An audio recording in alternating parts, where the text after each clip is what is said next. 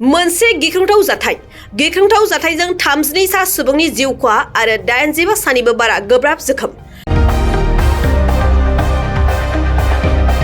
गंसे पेसेन्जार रेलगारि आरो माल दिखांग्रा रेलगारिनि गेजेराव गिख्रंथाव जाब्रबथाय। 350 सा सुबुंफोरखौ लानानै गोब्राब खारथिजों फैनाय गंसे पेसेन्जार रेलगारिया गोब्राब खारथिजों फैनाय गंसे माल दिखांग्रा रेलगारिजों गिख्रंथावै सौग्रावदों।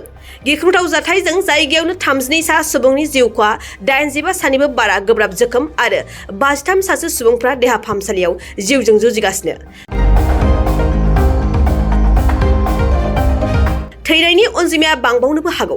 बे गिख्रंथाव जाथायानो जादों इउरप हादर ग्रीकनि टेम्पीआव।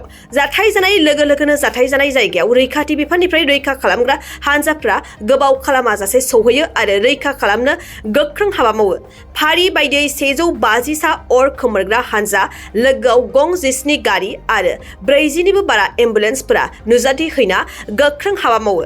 मिथिहोनाय बादिब्ला दासिमाव गासै 154 सा दावबायारिफोरखौ गाहामैनो रैखा खालामनो हायो।